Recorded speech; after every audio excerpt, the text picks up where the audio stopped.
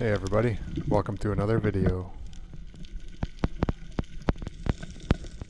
So, I was checking out some new grounds and I dove down into this little channel cave looking thing chasing a group of good sized ta'au. So, just chilling, taking my time. And I look behind me into this cave and check out what's on the bottom. Chilling. Little white tip. I give him the what's up nod and just note that he's there. Hey, Mr. Turtle. So then I'm gonna go stick my head over and see what these ta'au are up to. Looking for a big one or maybe a decent size kala or something shows up. And out of nowhere, like usual, here comes this papio. And then of course all I can think is that white tip. So my mission is now to get to my float. So I just start swimming, start pulling them up. I don't know if you guys have noticed in my other videos, I use a creek cooler, it's called, for a float. And it keeps the fish up out of the water in a little cooler. And ever since I started using that years ago, almost zero shark incidents after the shot like this. So once I secure it, you can see it, there he is, come and check me out. Another one actually showed up too, and they were pretty persistent, so I ended up switching spots after this. But yeah, so it was a successful little scouting spot and a nice chunk of sashimi. So I got to this other spot and a beautiful visibility, but the current was ripping. And at some point you'll see I'll turn and you can see my float line is almost horizontal. But I was originally going after those bunch of uhu in the back. I thought they'd be a little bit more curious or friendly, but not at all. So I'm just down here chilling, looking around. You can see that small uhu kind of came in, but the other big ones, they were staying away.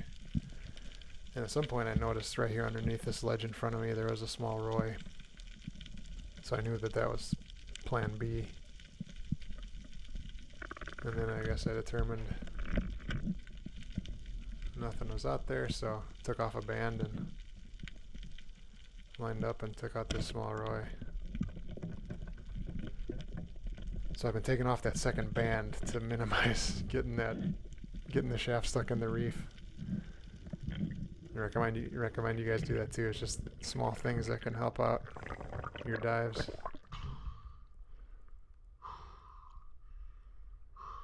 So yeah, took another roy off the reef. A little while later I found this little sandy area, it had some moo. So you hear me grunting there. I start dusting. And yeah, watch the sand moving back and forth with the swell. It was really bad. So I'm sure it was that. I couldn't hold still. My fins were probably moving behind me. But here I see this one. I thought it was coming in. Try to keep my head low, right up against the gun. But they just weren't having it. So I thought maybe if I move over closer to this rock, that would help, but it didn't. And I thought, I'll try a lunge there. No, maybe not. And I saw those opelu kala, or are they kala lolo or something? Guys, let me know in the comments what those are called. These guys, the white margin unicorn fish. I always call them opelu kala, but turns out that's not it.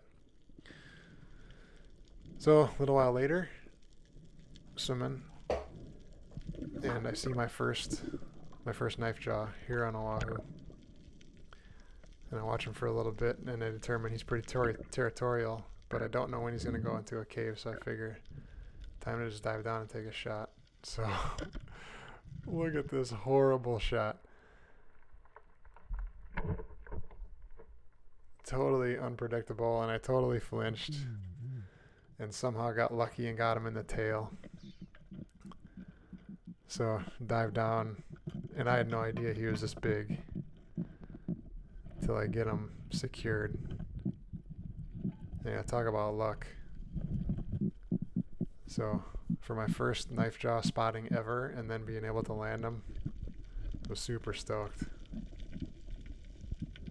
And yeah, he was huge.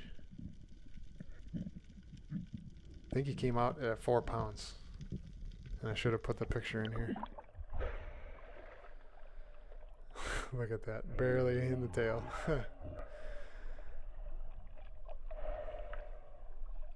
So yeah, that rounded out a pretty good day considering the conditions.